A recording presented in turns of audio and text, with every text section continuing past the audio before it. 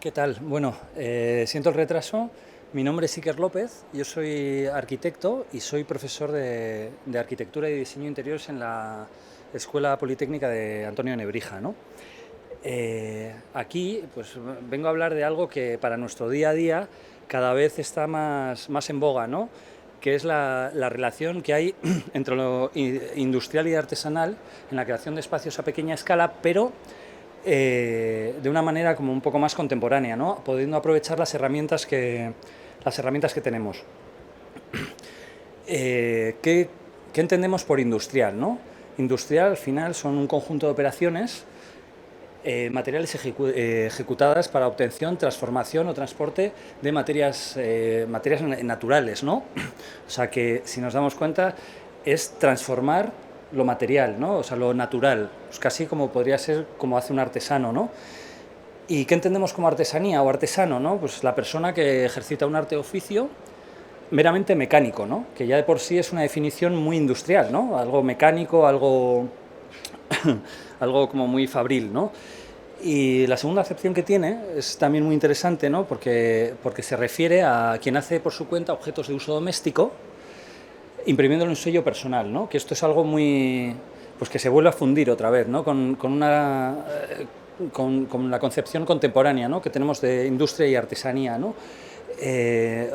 Casi como Jean Prouvé, ¿no? O sea, que aquí habla de un artesano, imprime un sello personal. Jean Prouvé, por ejemplo, es un diseñador que atacaba mucho a lo industrial, y aún así tú ves la lámpara de Prouvé, cualquier silla de Prouvé, y sabes perfectamente, ¿no? que es su sello. Es casi como si se tratase de un artesano industrializado, ¿no? Los nuevos procesos industriales domésticos nos permiten tener precisión industrial, pero ahora al alcance de todos, ¿no? Ya no es necesario tener que fabricar cientos de piezas para que un taller te haga muestras, te hagas ensayos, hagas cosas de estas, ¿no? Ahora, gracias a Dios, tenemos buenas herramientas y la precisión está al alcance de todos. Por otro lado, la posibilidad de crear muestras, ¿no? Y modelos, o sea, poder trastear con ellos, ¿no? Poder pensar algo, bocetarlo, dibujarlo, probarlo, que no funciona, pues vuelves a sacar otro, así ir probando a prueba y error, que es como habitualmente se trabaja en mi oficina, ¿no? Pues vamos, es mucho de taller. Y luego, aparte, tenemos nuevas herramientas de diseño y fabricación, ¿no? O sea, ya no son solo herramientas materiales, ¿no? Como conocemos ahora, el software es una herramienta, tenemos herramientas, software paramétrico, tenemos software que abate, que desabate, que dibuja, que desdibuja, pues que nos da imágenes, ¿no? De manera muy fácil.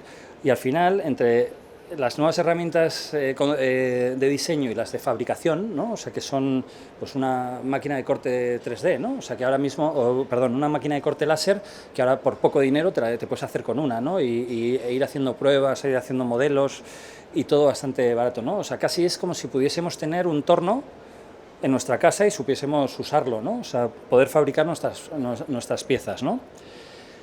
Si hablamos de artesanos industrializados, a mí me viene a la cabeza, para mí, los referentes, sin lugar a dudas, ¿no? Que puede ser Prouvé, Los Eames, Zumthor, Íñigo Borrego, por ejemplo, ¿no? Entre muchos. Prouvé, ¿no? Prouvé es un artesano del metal, ¿no? Sin lugar a dudas. Prouvé era arquitecto, ingeniero, diseñador, era una mente muy inquieta, ¿no? Y tenía grandes conocimientos del material y de los procesos de fabricación. Lo podemos ver con Maison Tropical, ¿no? O sea, que era una especie de pórtico que se repetía, ¿no? Un pórtico que nos recuerda mucho casi a sus muebles, ¿no? De hecho, Prouvé era el que decía que diseñar un mueble y diseñar una casa era prácticamente lo mismo, y no puedo estar más de acuerdo con él, ¿eh? Aquí, claro, en Maison Tropical él diseñaba un pórtico, lo iba alargando y luego le iba añadiendo pues distintos panelados, ¿no? Pues para África, para París, depende de las condiciones, ¿no? Esos prefabricados que él mismo usó en su casa en Anti, ¿no? Que es la casa que podemos ver a la derecha, que a base de prefabricados, de retales, pues hizo su casa, ¿no? Era un hombre como muy inquieto, con mucho control, que él decía que la practicidad y la sencillez dan belleza, ¿no? Y eso lo podemos ver perfectamente con cualquier pieza de mobiliario que él diseñaba, ¿no? La Potence, ¿no? Yo he tenido algún cliente que igual le encajaba en el espacio y le he ofrecido, oye, igual te podría encajar muy bien esta lámpara y tal, y siempre si eso es un palo y tal, ¿no? Un palo te quedas como, bueno, un palo pero muy bien diseñado, ¿no? Un palo que tú tocas el tensor de arriba y está tenso, como la cuerda de una guitarra, ¿no? En el que los chapones, las piezas, todas tienen un uso muy concreto, pues para estructura, para rigidez, y al final crean un objeto con identidad propia y un objeto precioso, ¿no? Ya sea las mesas, las sillas, y son objetos con un sello muy artesanales en el fondo, pero que vienen de un proceso muy industrializado. Por otro lado, tendríamos que hablar de los EIMS, ¿no? Si hablamos de prefabricación, de industria, ¿no? y de artesanía, ¿no? Los EIMS, sobre los años 40, ya empezaron a trabajar, no son grandes conocedores de la madera laminada, de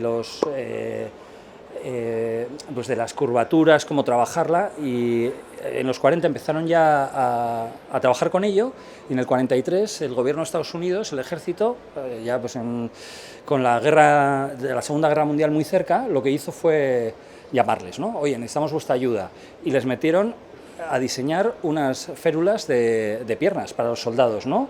Algo que se llegaron a fabricar 150.000 de estas unidades, ¿no? O sea, que salvó muchas piernas y probablemente muchas vidas, ¿no? ¿Y qué hicieron? De repente los EIMS de tener un taller, ¿no? De trabajar con pequeños muebles, con algo muy pues como cualquiera de nosotros, ¿no? Algo de taller pequeño, pues se vieron inmersos en fabricación industrial, ¿no? Y al final pues diseñaron una pieza que encima se podía apilar, que permitía pasar los vendajes, ¿no? Que luego, años después, todos esos conocimientos que fueron adquiriendo del proceso industrial claramente se ve en la Launcher y en el Ottoman, ¿no? O sea, casi que es una evolución de la célula para el ejército, ¿no? Los EIMS, esta diapositiva es como muy clara, un poco lo que decía Prouvé, ¿no? Que si sabes diseñar un mueble, eres capaz de diseñar una casa, ¿no? Y a la vista está, ¿no? Y los EIMS, ellos jugaban, así como Prouvé era practicidad y sencillez, los EIMS le meten un componente más, ¿no? Un componente más de asteta, ¿no? Más preciosista, más la belleza, probablemente por Rey, ¿no? Rey, ella era artista, tenía una sensibilidad muy especial, ¿no? Y eso hacía que la pareja fuese una pareja fortísima, ¿no? de diseñadores, y le daban ese toque ya un poquito más bonito, ¿no?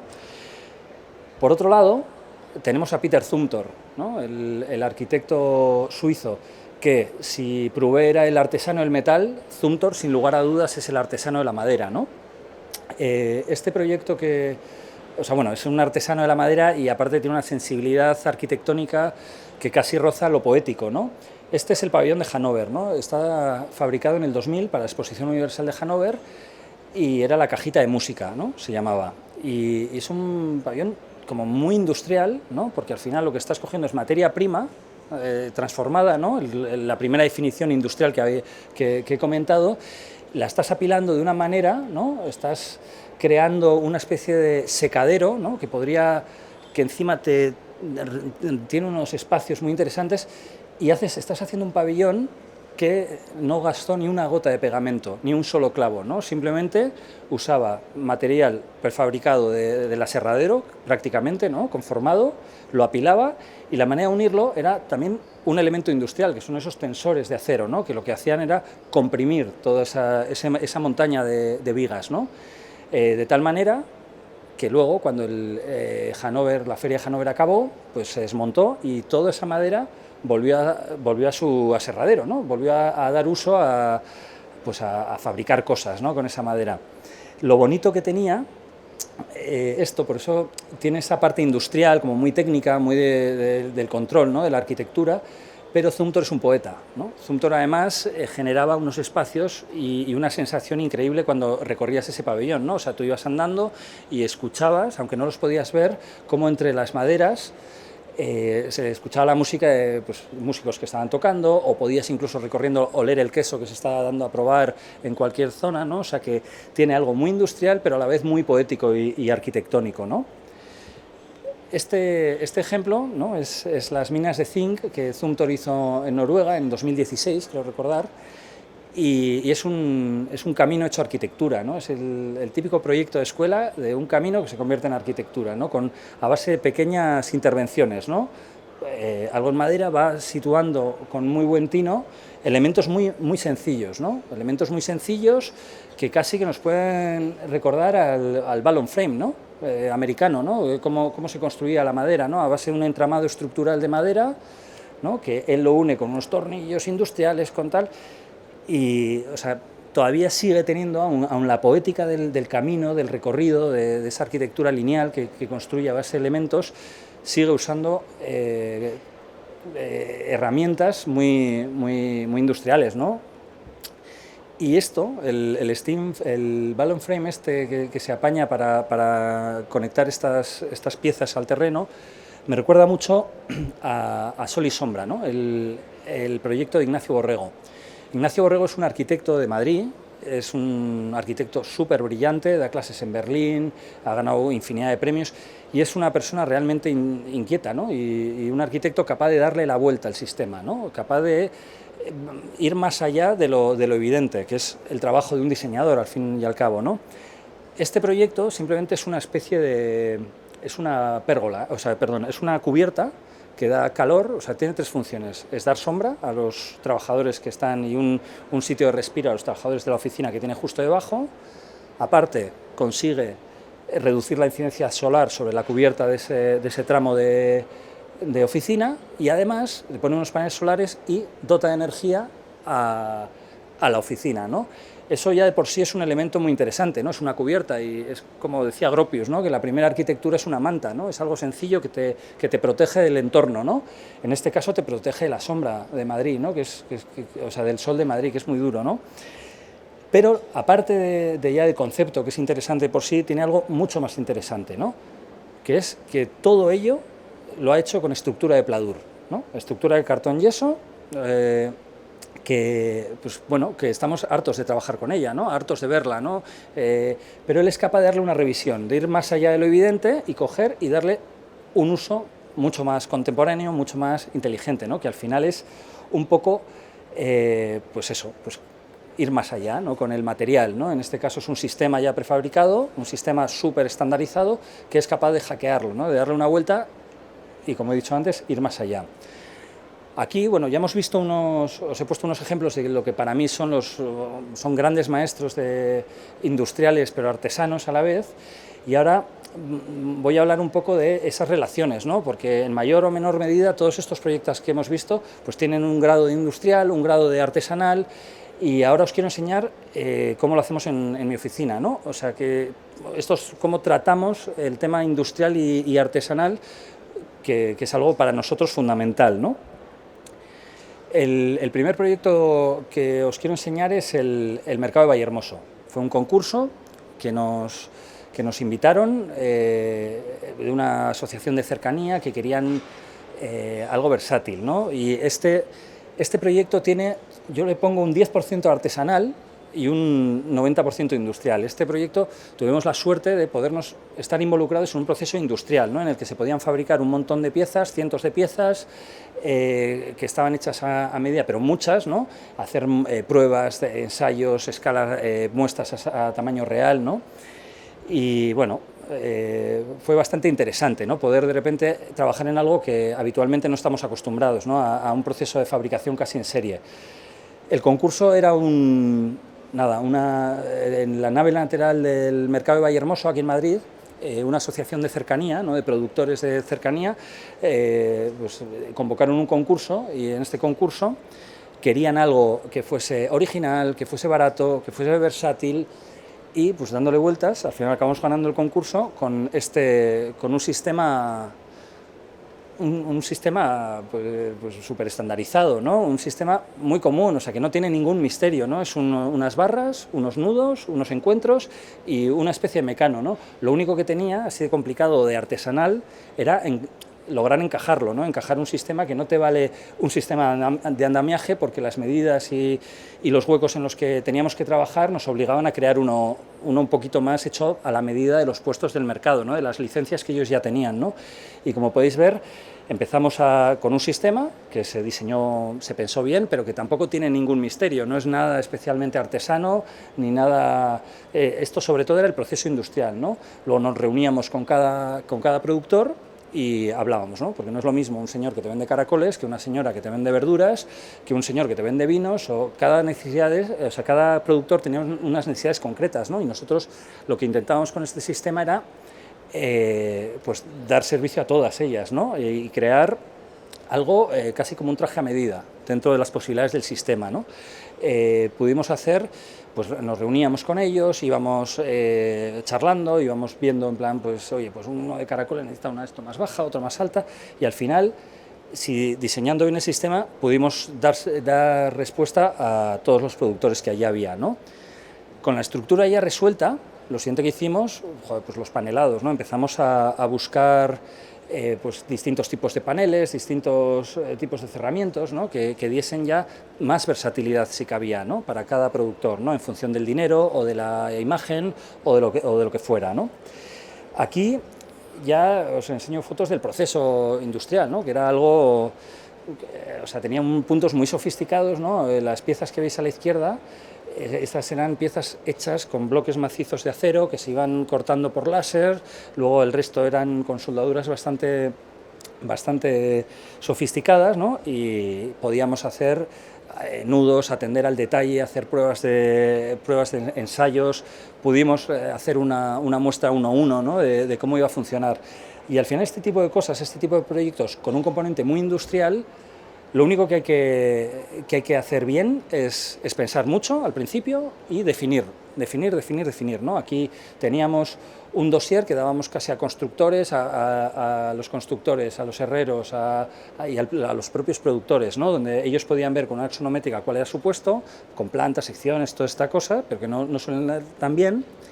Y luego pues un sistema para los operarios, ¿no? Para que pudiesen montarlo todo rápidamente y casi que ya se convirtiese en un proyecto autónomo, ¿no? Que de por sí funcionase. Y efectivamente así fue, ¿no? Empezaron a montarlo y se montaba todo con mucha facilidad, que de repente se rompía una pieza, tenían otra rápidamente, o sea, fue un proceso muy bonito, ¿no? Muy bonito, muy vertiginoso, pero total, o sea, súper industrial, ¿no? O sea, que no tenía tanto mérito el crear un sistema, una especie de mecano, que estamos hartos de verlos, ¿no? Por otro lado, ahora os quiero enseñar un proyecto más pequeño, ya a una escala más doméstica, que tiene un componente un poco más alto de artesanal, ¿no? Pero también tiene un buen potente, o sea, es muy potente su componente industrial, ¿no? Porque al final se trabajaba con corte láser, con chapas de acero, con cosas más... Pero lo importante, básicamente, aquí lo artesanal era casi el diseño, ¿no? Porque el operario, el herrero, pues lo pudo hacer todo bastante fácil y bastante rápido. Era una casa particular, el cliente tenía un espacio, a la izquierda podéis ver el antes, ¿no? Un espacio muy grande según entrabas, que tenía una ventana, un poco absurdo a mi entender, e intentábamos dar respuesta, pues como todos, ¿no? A las necesidades del cliente. Las necesidades del cliente son dos, son sus hijos y sus libros, ¿no? Es un loco de su familia, además su familia va cada 2 semanas, o sea, sus hijos no están todos los días con él, o sea que justo buscábamos un elemento, convertir ese espacio residual que vais a ver aquí, a la izquierda, convertirlo en un elemento que articulase la casa, ¿no? Que permitiese que la casa funcionase como piso soltero, pero luego cuando llegasen sus hijos que casi que iluminase una nueva zona de la casa, ¿no? Aunando las dos pasiones, ¿no? Los libros y los niños, ¿no? Este espacio, el cliente quería que sus hijos estudiasen juntos, ¿no? Que estuviesen juntos, y en el espacio, en la parte inferior, hay 4 puestos de estudio, ¿no? Estos 4 puestos de estudio, pues para que los niños pudiesen estudiar juntos y que, pues bueno, dan según entras además un golpe de vista bastante interesante, ¿no? A la casa. Para llegar aquí, pues al final pues tienes que empezar a pensar, ¿no? A pensar mucho, a ver qué quitas, qué pones, cómo lo colmatas, cómo tal. Al final casi era como para dar un bonsái, ¿no? Tenías que ir, pues empiezas con algo muy abigarrado y vas depurando, ¿no? Pues a medida que vas trabajando, vas pensando en el sistema, ya pues lo vas depurando, ¿no? Una vez que lo tienes ya la forma depurada, pues te pones con cómo se construye, ¿no? Y aquí también es mucho diálogo con el herrero, mucho taller, y pues porque claro, el papel lo aguanta todo, pero luego hay que estar allí, ¿no? Y al final, pues se diseñó un sistema que al final nunca sabes si va a funcionar al 100%, ¿no? Haces pruebas y tal, en el que ya los uniones, varillas, piezas, las piezas se cortaban en láser, ¿no? Que este es el archivo que se le mandó al herrero para que cortase la máquina, ¿no? Es un archivo que a mí personalmente me dolía la tripa cuando di a enviar al correo, ¿no? Porque al final es un archivo que dices, joder, la máquina no la va a liar, o sea, la puedo liar yo, y como haya cualquier problema, pues bueno, pues el problema es exclusivamente de la oficina, nuestro, vamos. Se cortaron las chapas y nada, y ya el resto se conformó en taller, de manera muy sencilla. Los cantos sí que tenía un proceso artesanal de poner los cantos, pues que sí, que tenían que controlar un poco la temperatura con las soldaduras, pero nada más allá de lo que se encuentra un herrero en su día a día, ¿no? Lo importante era eso, que te venían ya las piezas, y al tener las piezas tan controladas, el problema es la preexistencia, ¿no? Es el espacio donde se van a ubicar, ¿no? Que eso te exige un nivel de precisión y de tolerancias muy complicado de conseguir en la construcción, ¿no? En general, bien sean de reformas o bien sea de edificios, ¿no? O sea, al final teníamos que el espacio de la izquierda ser súper rigurosos para dejarlo perfectamente hilado, para que luego pudiesen llegar las piezas y montarlas del tirón, ¿no? Y aquí veis cómo a la izquierda se replanteaban las varillas y se ponían las varillas, pero como estaba todo muy pensado, todo este proceso se hizo súper rápido, ¿no? Y aparentemente es una pieza, que lo es una pieza compleja, ¿no? Pero ya desde el punto de vista estructural, desde el punto de tal, pero que se montó en una mañana, ¿no? Se montó súper rápido. Y al final nos dejaba un poco, pues nos deja este espacio, ¿no? Donde los niños pueden compartir, pues, bueno, donde quitas la carga lectiva de los cuartos, ¿no? Donde es un espacio residual que pasa a ser un espacio generador, ¿no? Y aquí os voy a enseñar las dos imágenes, ya cuando lo tienes tan definido, eres capaz de hacer un render, el de la izquierda, bastante riguroso, ¿no? Y si os dais cuenta, a la derecha es lo que es la foto que saqué del espacio, ¿no? O sea, cosa que es como, son pequeños caprichos que puedes hacer cuando lo tienes todo muy controlado. Y bueno, al final el papel lo aguanta todo, ¿no? Tú planteas, ¿no?, un espacio para que los niños estudien juntos, pasen tiempo y no sé qué, no sé cuántos, pero bueno, luego al final ya sabéis que esto ya entra en manos del cliente, tú ya te alejas, pero de repente un día el cliente me mandó esta foto, ¿no? Me mandó una foto de sus hijos, ¿no? Que es algo como que a mí personalmente me parece muy bonito, ¿no? El poder, joder, algo que tienes en mente, que es lo típico, ¿no? Tú planteas un camino y al final la gente va por otro, ¿no? Porque acorta. Y de repente verlo así, que el cliente estaba muy contento, pues bueno, es muy gratificante, ¿no? Como todos sabéis. Por otro lado, ahora voy a hablar de un proyecto que es 50%, un 50-50. Es un 50% artesanal, pero tiene un componente también por igual industrial, ¿no? El proyecto simplemente es una cocina, ¿no?, de lo que voy a hablar, ¿no? Es una cocina que tiene grandes vuelos. La peculiaridad que tiene es que tiene los fuegos donde cocinas y que tienes debajo un cajón, tal, tiene un vuelo de 1,60 m. Y donde ellos comen también es una mesa de nogal maciza que tiene un vuelo también de 1,60 m, ¿no? Y ahí se tiene que poder cocinar, se tiene que poder aguantar el peso y por otro lado de los comensales, ¿no? Como os he dicho, esto es una cocina. Es una cocina, pues, y tiene pues la despensa, tiene sus... Estas son fotos todo de obra, ¿eh? O sea, según acabó la obra, unas fotos sacadas con el móvil. Son proyectos que todavía no hemos movido en la oficina, a partir de ahora, lo que os voy a enseñar. Y al final, ¿qué había que hacer, ¿no? El problema era la isla, ¿no? Y la isla, la estructura. Para esta estructura necesitábamos cosas muy industriales, o sea, pero muy industriales, no, sin la necesidad de que fuesen súper sofisticadas, ni corte láser, ni impresión 3D con materiales X, no, esto era industrial de perfilería 100x50, ¿no? Una perfilería de acero súper estándar, pero esto ya tenía un proceso mucho más artesanal, ¿no? El herrero ya en taller tenía que conformar estas piezas, ¿no?, Otra vez había que ser extremadamente riguroso sobre todo por la mesa, ¿no? Por cómo se instalaba, con el espacio, ¿no? donde iba a ir ubicado.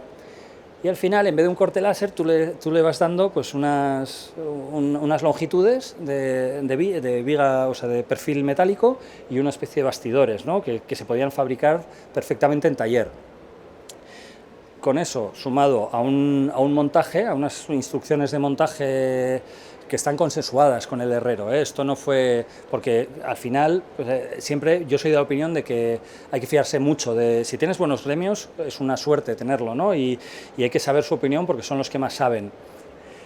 Pues os cuento un poco el proceso, ¿no? Pues al principio un chapón de 8 milímetros de acero que está sujeto a 3 vigas por debajo, pues para que no arrancase para que no hubiese ningún problema con el forjado, ¿no? Porque al final es una isla que va a tener mucho peso y mucho momento de inercia. Luego pues nada, pues el herrero lo que hacía era coger cosas súper industrializadas, pero se ganó el pan, porque había partes que había que soldar, que no eran muy cómodas, que tenía que trabajar con una precisión muy importante, ¿no? Porque al final estamos hablando de una mesa donde se cocina, donde hay fuego, donde hay elementos que pueden hacer daño, ¿no? Y al final quedó esto, ¿no? Quedó como la estructura, que era pues, lo típico que siempre el papel lo aguanta todo, te haces unos calculitos, ¿no? A ver si lo va a aguantar bien y tal, y todo bien, todo estupendo, pero siempre te queda esa duda, ¿no? Hasta que de repente un día vas a obra y te encuentras a los que están poniendo la campana, subidos en la estructura, ¿no? En la parte peor, ¿no? Montando, ¿no? O el herrero, ¿no? Decirle, venga, haz una prueba que esto funciona, ¿no? El herrero, pues subido y, oye, perfectamente, ¿no?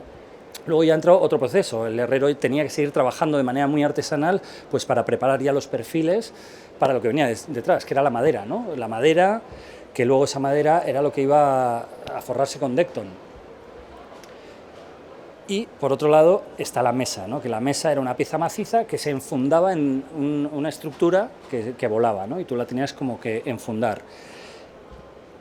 Y con eso conseguíamos pues un poco pues eso, vuelos bastante potentes y bueno, y salir un poco de lo estándar de las cocinas, ¿no? Que las cocinas, que es algo súper estandarizado, ¿no? Que tú vas ahí, de hecho a mí personalmente me parece muy rígido. Yo las veces que trabajo con Bultó, con Santos o con Desuca o con cualquiera de estas, siempre me ha dado la sensación de que está muy bien, tiene mucha versatilidad, pero como te salgas de lo que tienen en el programa, ya no te permiten hacerlo, ¿no? Al final tienes que tomar la opción de decir, bueno, pues lo diseño yo mismo, ¿no? y trabajar así.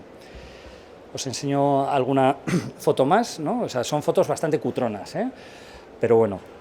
Ahora os voy a hablar de un proyecto que es también un proyecto general, muy global, muy pensado en conjunto, en el que tiene ya un alto porcentaje artesanal, ¿no? Un porcentaje muy artesanal y uno mucho menor industrial. Y eso que en el industrial sí que tenía pues, unos corte láser, tenía procesos un poquito más sofisticados, ¿no?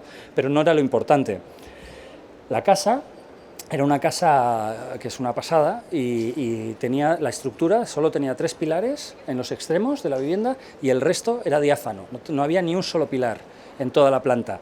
Y tenía unas vigas que descolgaban 70 centímetros, ¿no? Eso es lo típico que te encuentras cuando haces una reforma interior, que pues te puedes encontrar de todo. De repente rompimos el techo y vimos una viga que descolgaba 70 y era como, joder, pues esto hay que aprovecharlo, ¿no? Y al final lo que se planteaba era apoyarnos continuamente en esa viga, ¿no? Hacer un esquema, un programa muy sencillo, ¿no? de una zona privada y una zona pública, y una pieza que lo acompañase que fuese dando servicio a ambas zonas, ¿no?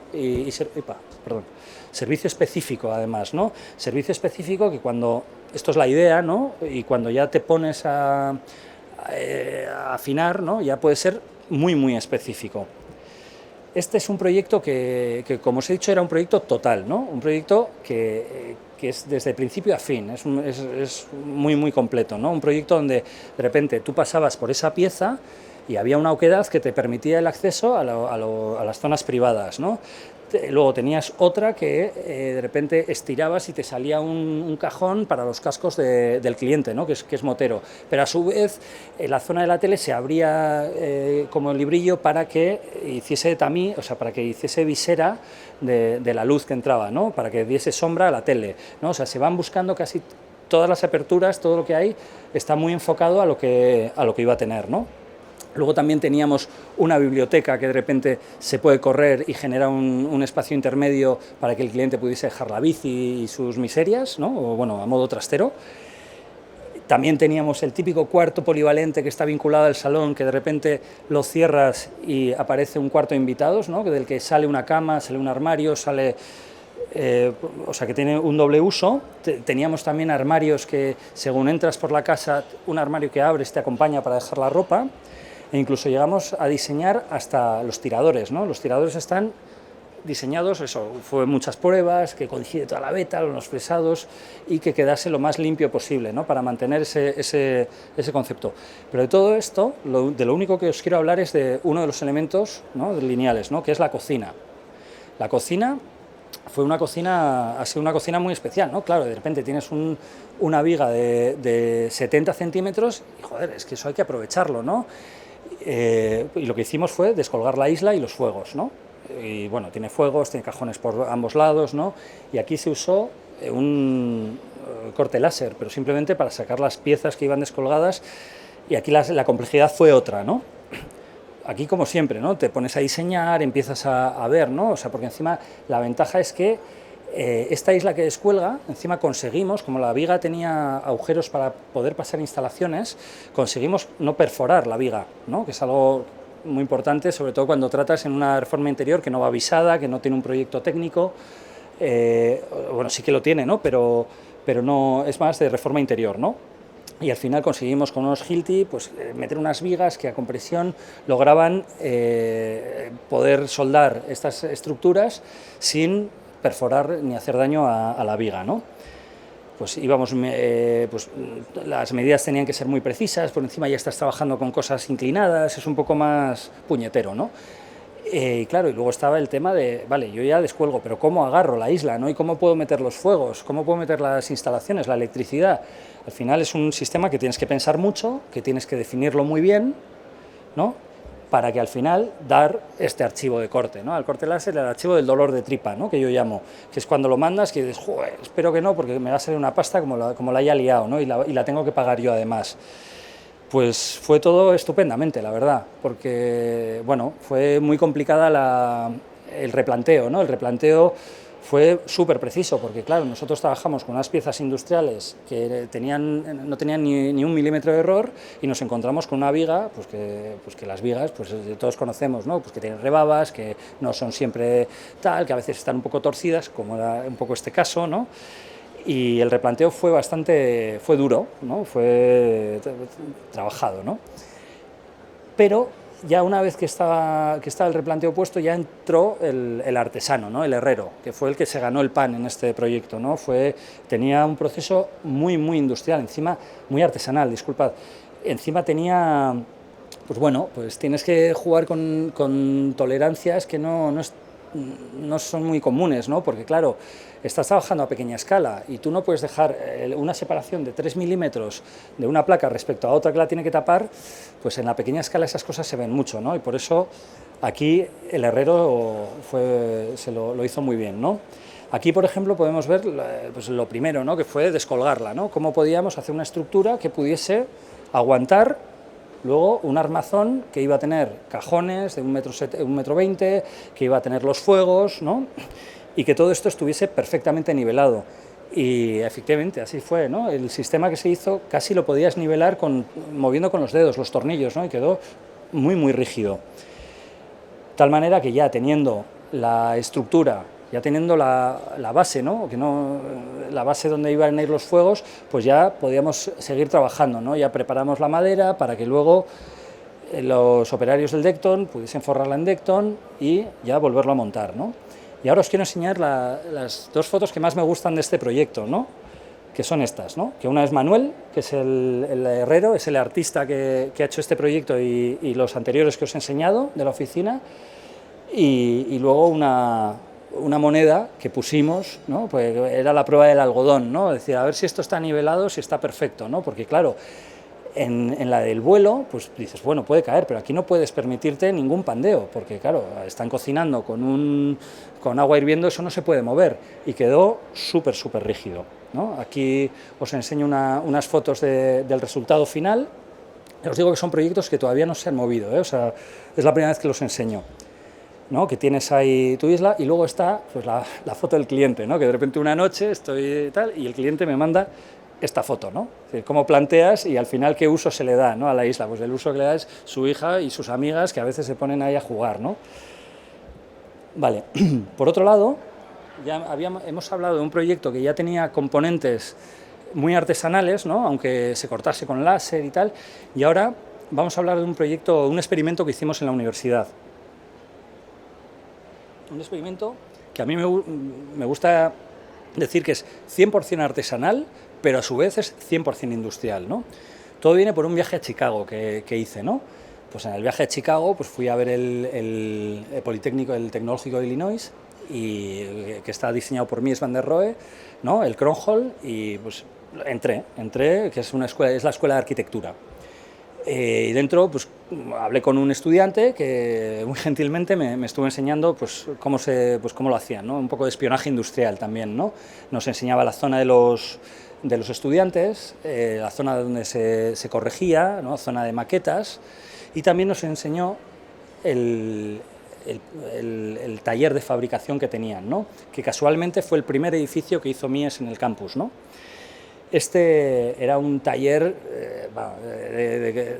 de quitar el hipo, ¿no? O sea, una nave industrial con unos medios, o sea, muy potente, muy a la americana, ¿no?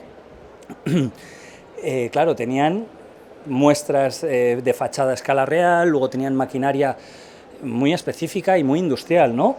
Pero a la vez tenían también pues una maquinaria más digital, ¿no? Pues máquinas de corte láser, impresión 3D, impresión con distintos materiales, termoconformadoras, tenían un poco de todo, pero nunca sin perder lo material, ¿no? O sea, lo artesanal, ¿no? El trabajar con la madera, las herramientas más de taller old school, ¿no?